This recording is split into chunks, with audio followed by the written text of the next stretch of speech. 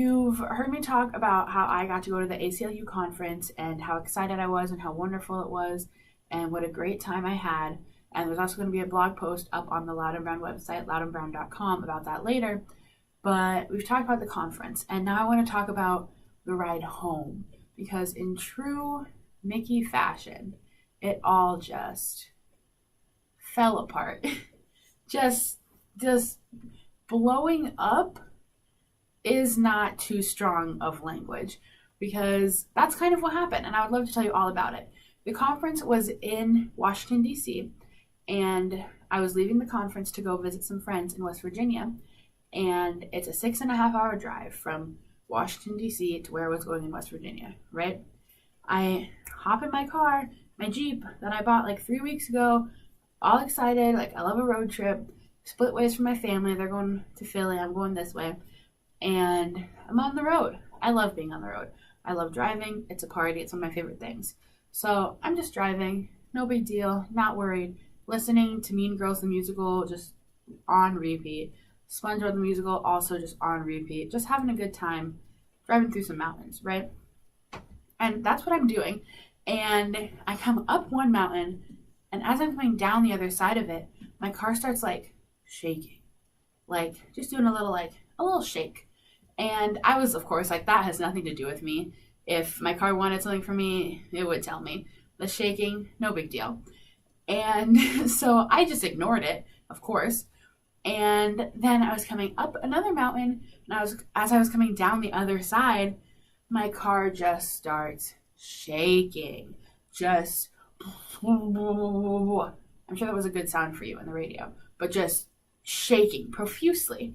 And I'm just like, that can't be great. But I'm like, my car's shaking, like, I'll get where I'm going. I'll figure it out. It'll be fine. No, I'm coming down the side of a mountain, car starts shaking, and then all of a sudden, just the loudest sound, and clearly something has fallen off. Like, I hear something fall off, right?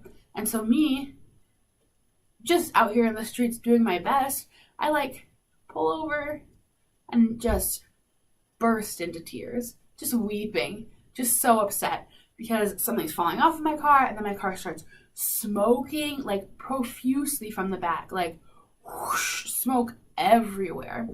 And I, of course, am like, it's over for me, like, what's gonna happen? And I like to think that I'm good in a crisis. Usually I'm good in a crisis, okay? But usually I have someone else to take care of, and in this particular crisis, it was just me. So I immediately went from like, we're gonna do something about this, like problem solving, to like, death imminent. It all over. So I just weeping. I try to call my mom. I have no service. I'm in the mountains of West Virginia. No service. Car that just, things are falling off and smoke is everywhere and like terrible things are happening. And I'm just by myself, which always a great start. Just a great start to everything. And so I finally get a hold of my mom. I have like my arm out the sunroof, and I'm like angling my whole body like to get my phone to have service. And she's like, take a breath, call AAA, it'll be all right. I'm like, you're so smart. And so I call AAA, and this grumpy lady answers, and the call drops like almost immediately. And I was like, so I don't talk to that grumpy lady anymore. Like, that's fine. I call AAA again, and a very nice man named Dave answers. And I, of course, am like in a panic because my car just started dropping things, and like smoke was coming up everywhere, and it was just like a whole thing. So I'm clearly like not doing well. So I'm on the phone with Dave from AAA, and I'm like, well, and then there was smoke everywhere, and and then this. And Dave is like, take a breath.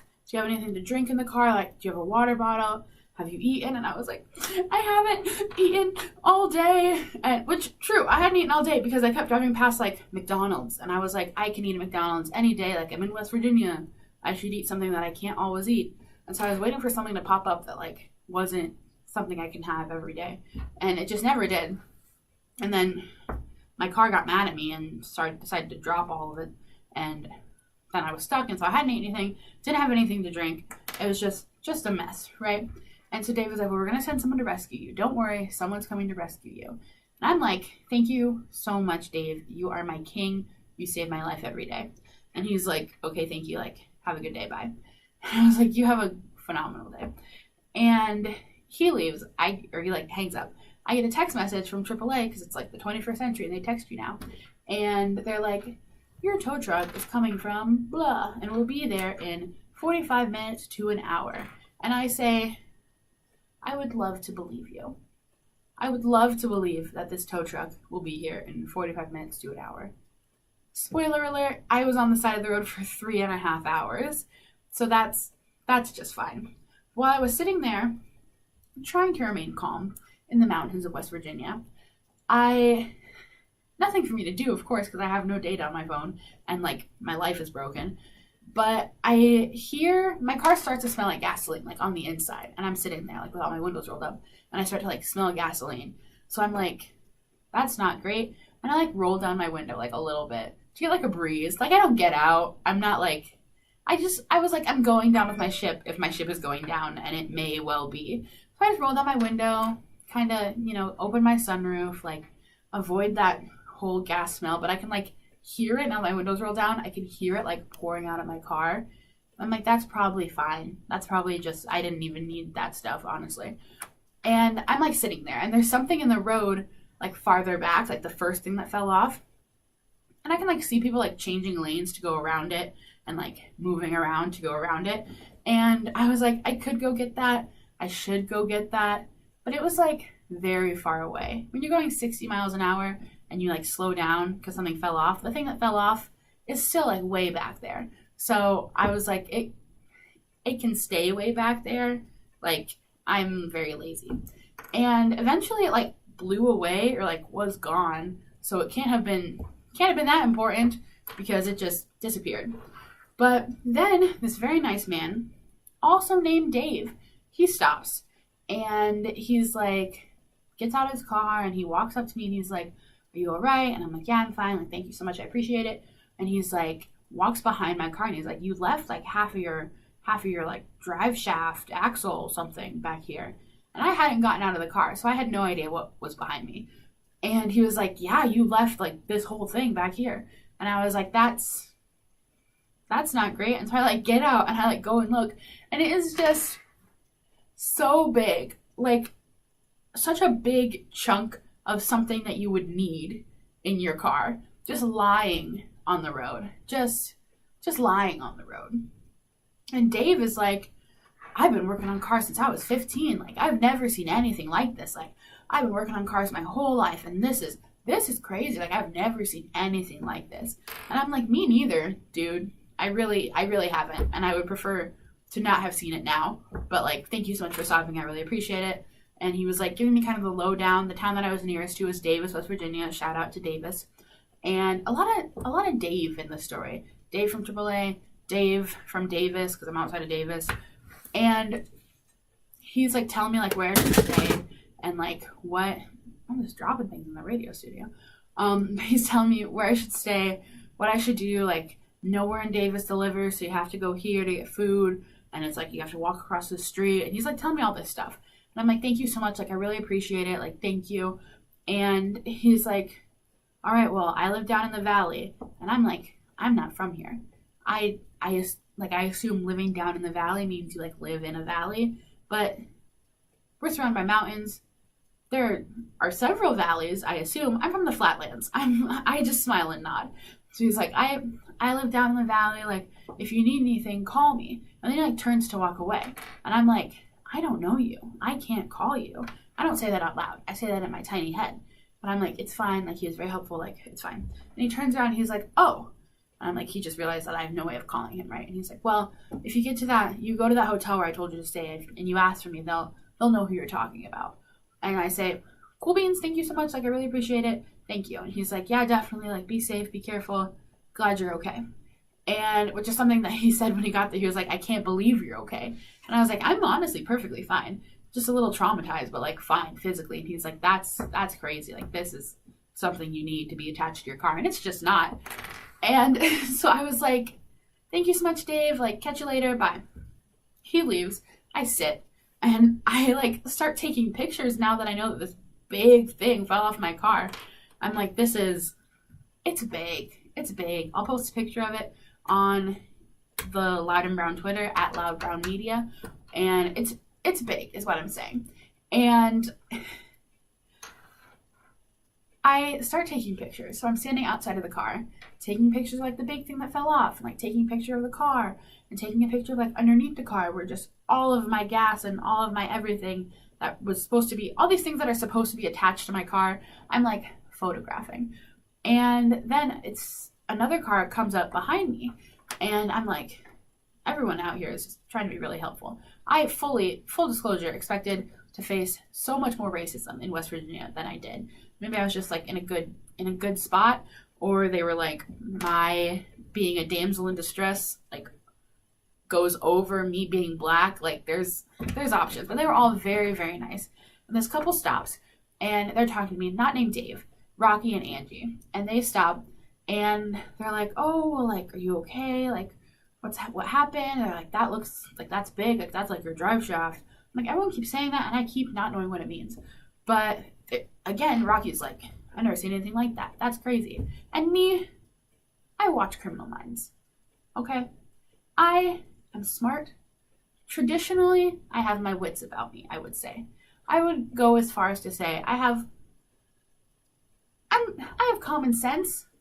I should know better, right? I'm stranded in West Virginia. I'm by myself, and I just should know better, right? But this couple stops, and they're very nice, and they're like asking me if I'm okay, and I immediately, I'm like, my car, everything fell off of it. I'm all by myself. No one knows where I am. No one's looking for me. I haven't been able to contact anybody. There's no service. Like just every single invitation they would need to be murderers and murder me, I'm like throwing at them. And then Rocky's like, oh, you're all by yourself, huh? And he said it in like he was worried about me, but like him saying, oh, you're all by yourself, huh? Made me like realize, it made me come back to my senses. And I was like, well, like AAA's coming, and like I talked to my mom, like just backtracked so fast. I was like, well, like hopefully they'll get here soon. They said they were going to be here in 45 minutes, but it's already been 2 hours, like all this stuff. And it's like starting to get dark. And speaking of Criminal Minds and how I should have my wits about me, right before I left on this trip, I watched the episode of Criminal Minds where there's like that incest man in the mountains who like is killing people, and in the end he gets away into the mountains of West Virginia. And so I'm literally like, it's over for me. Like I'm done for. And so it's starting to get dark, and I'm like, the mountain man coming. Rocky and Angie, very nice, but I don't need to be telling them that like no one's looking for me and no one knows where I am and no one's expecting me and blah, blah, blah. But they were very nice. They had just gotten back from the store, and I hadn't eaten all day. So like Angie gave me a banana, and like Rocky was like, we have water bottles. Like they were being super, super nice. And they decided to wait with me because it was getting dark, and the tow truck just like was not there yet. And so I stand there, I talk to them. They're not from Davis, but they're from a town near there. We just did some chatting. Really, being from the Midwest does come in handy when it comes to small talk.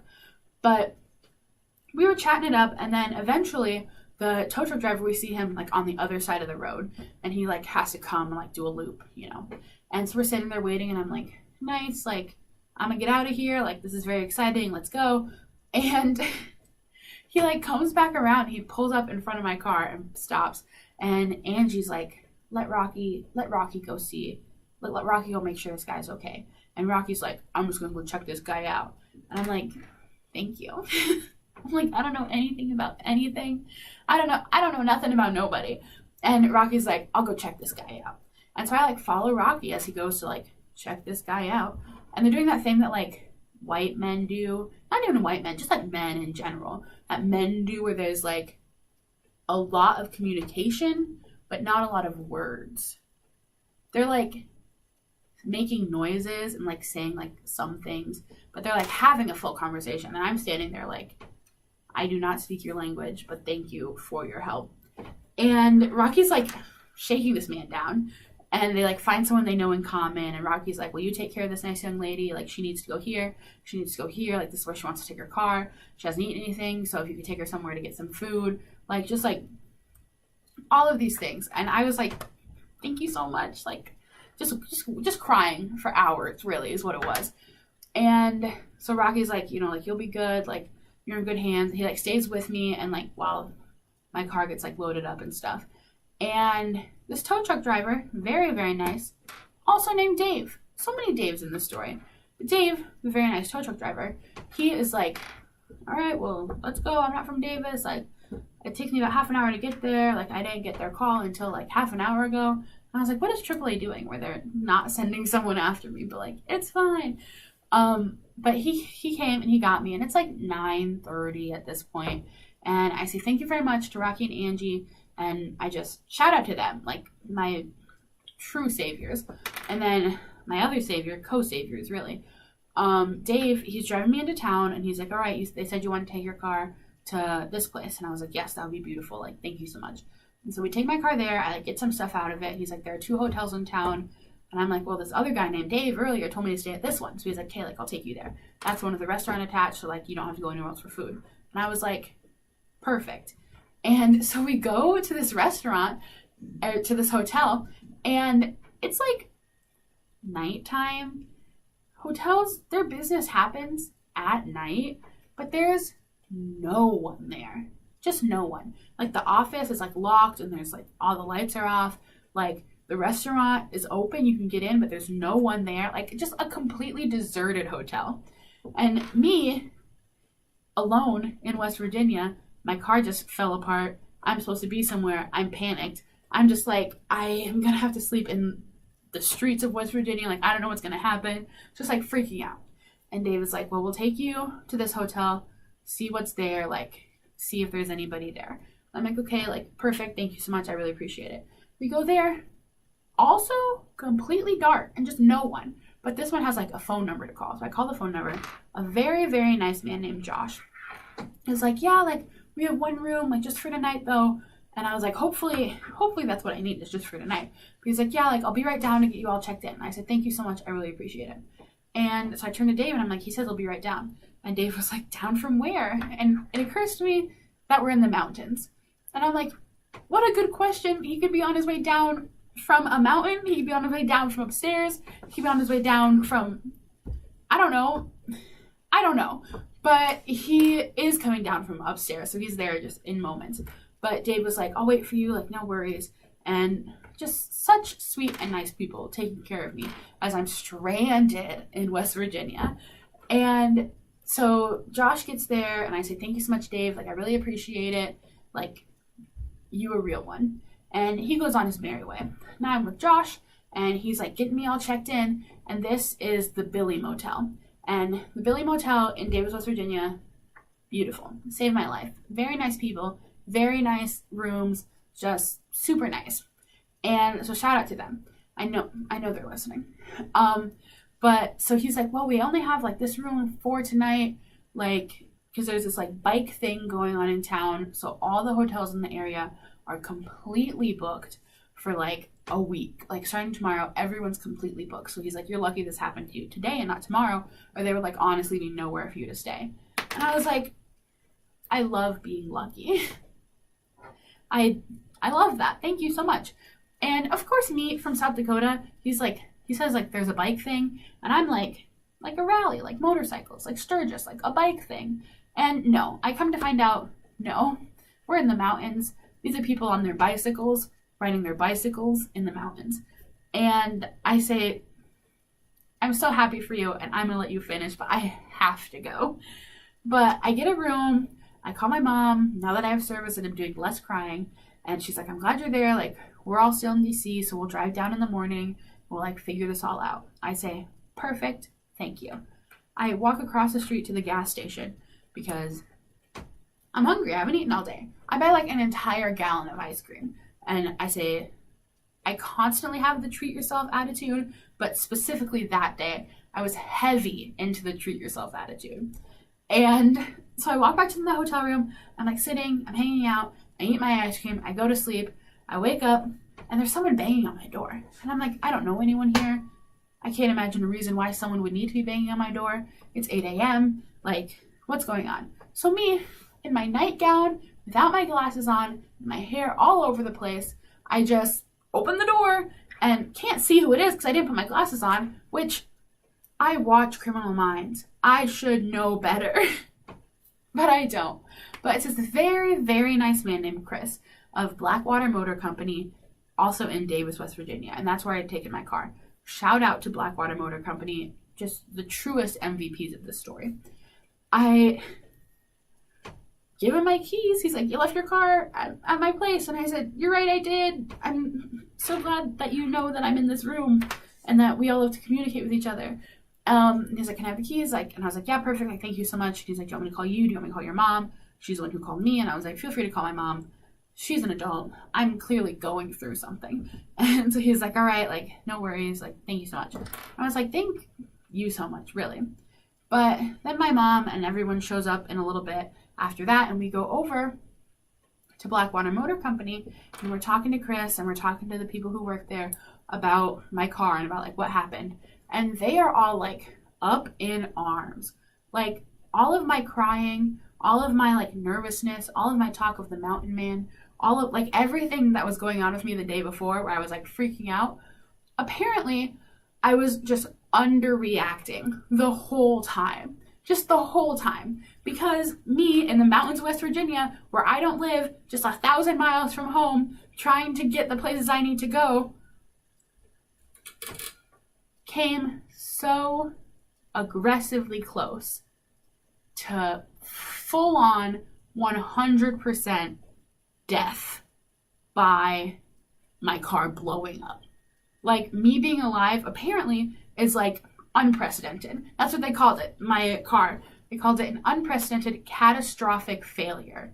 And I, of course, was like, how'd you know my Twitter bio? I'm an unprecedented catastrophic failure, like, LOL.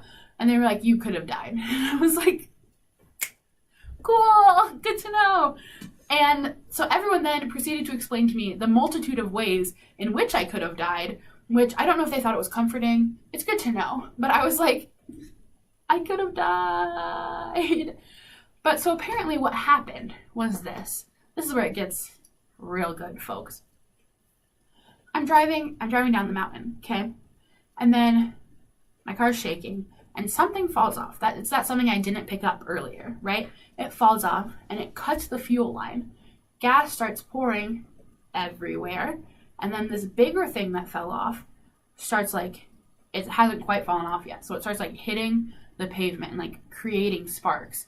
And that's what all, like, that's, like, what that flame and, like, that smoke was. And if I hadn't been so low on gas, that's thing number one. If I hadn't been so low on gas, that's when I would have just blown up, right? It cuts the fuel line, gas is pouring everywhere, it starts sparking. There's, like, flames, there's, like, smoke, but, like, not a full-on explosion because I was lucky. I was lucky. And so that's thing number one. That's me almost dying, like, way number one. The other thing is that I had just been coming around a curve, like, literally, like, if I had fallen off 30 seconds before, I would have been, like, on the curve. And this big thing that fell off controls your steering. And so if it had fallen off just literally seconds before it did, I would have completely lost control of the car, not have been able to steer, and driven off a mountainside. So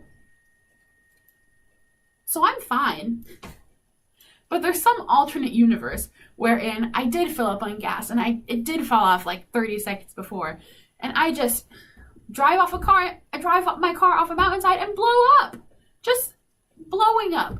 Me blowing up was so close to happening. I'm lucky I did not blow up. I've never been in a situation before where, like, I was close enough to blowing up that I was, like, lucky to avoid it. But, like, I was lucky. I'm so lucky. And they're like, I can't believe you, like, walked away with, like, not even a scratch. Like, you're perfectly fine. And I was like, I am perfectly fine. Like, I can't believe that. Like, that's crazy. I've been working on cars my whole life and I've never seen anything like this. A catastrophic failure. And I was like, that's me. So they're like, here's the thing. It didn't fall off at a place where we can just, like, stick one back on.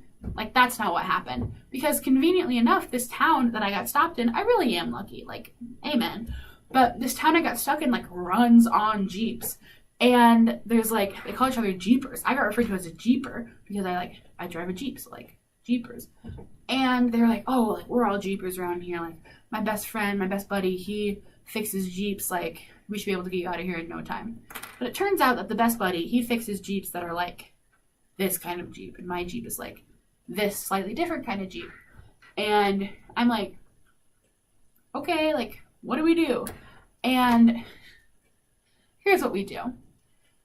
The way that it fell off is that they would have to order all these parts, basically put like a whole nother underside of a Jeep underneath my shell of a car. And like, it would take time and it would take money. And I'm like, if I had time, we could talk about this more, but there's nowhere for me to stay in this town after tonight. There's nowhere. All the bikes are coming. And of course, everyone at Blackwater Motor Company is like, oh no, like one of those bike things, like, oh, I try to stay out of town when they happen. And I'm like, I'm in crisis mode. And so fixing it is like a borderline impossibility. Like, it was a Thursday and the parts wouldn't be there until Monday. They would be super expensive and they'd have to put on the parts, and it was just a whole thing. So fixing the car, not really an option. And so Chris of Blackwater Motor Company is like, hey, I drive this Jeep. We love Jeeps around here. It's just the same as mine, but like newer and like better and like a different color. And he's like, I'll sell you my Jeep. And I was like,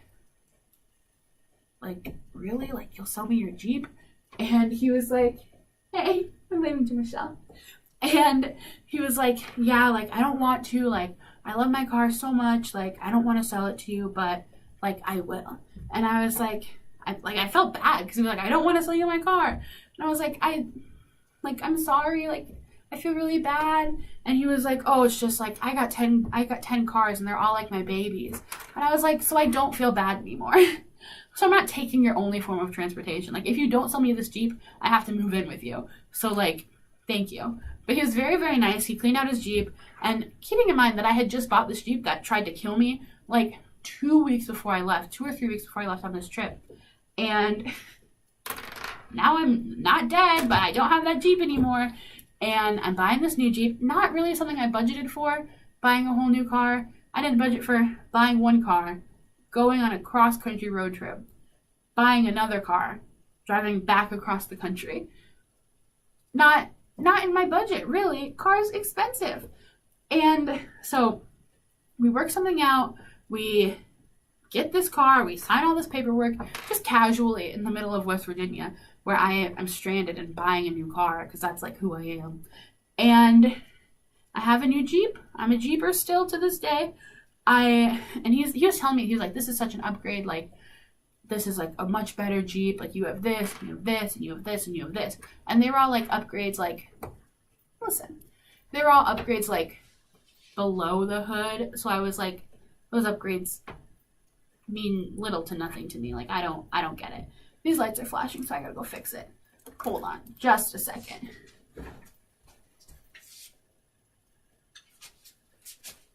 Okay, we're back. Sometimes the spirit of Al Newharth, because we're in the Al Newharth Media Center, sometimes he like flashes lights.